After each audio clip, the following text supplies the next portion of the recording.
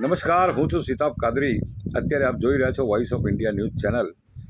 પાલનપુરમાં અગાઉ પણ એક સપ્તાહ પહેલાં વરસાદ પડ્યો હતો અને ઠેર ઠેર પાણી ભરાયા હતા અને જનતાનગર સમગ્ર પાણીમાં હતું। એ જ રીતે ગત રાત્રિએ 3:30 વાગ્યાથી શરૂ થયેલો વરસાદે ફરી નીચાણવાળા વિસ્તારોમાં પાણી થવા પામ્યું હતું, જેમાં અત્યારે સલીમપુરા જતા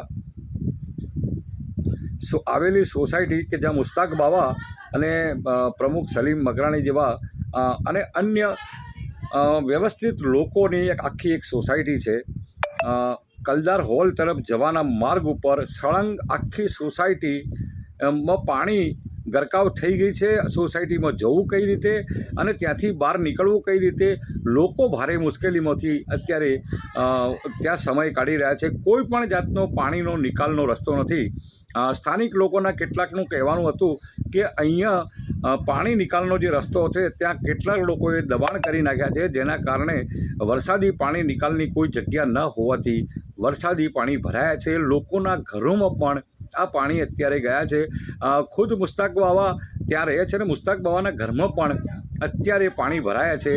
લોકો મોટા મકાન, સારા મકાન બનાવીને પણ ખૂબ જ મુશ્કેલીમાં અત્યારે મુકાયા છે।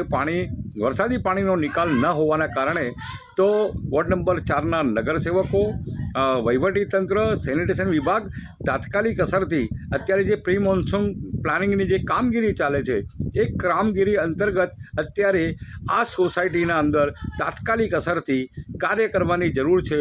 લોકો, વિદ્યાર્થીઓ, અબાલ વૃદ્ધો સોસાયટીમાં જઈ નથી શકતા અને બહાર નથી આવી શકતા। તાત્કાલિક અસરથી નગરપાલિકાના પ્રમુખ અને ચીફ ઓફિસર શ્રી આ બાબતે ગંભીરતા દાખવી અને આ લોકોની જે આટલી મોટી સમસ્યા છે એમાંથી તાત્કાલિક અસરથી એ લોકોને બહાર લાવે એવી લોકોની માંગ છે। વધુ વરસાદ પડતા પરિસ્થિતિ બગડશે એ પહેલાં તંત્ર જાગે। Voice of India news, Sitab Kadri, Palanpur.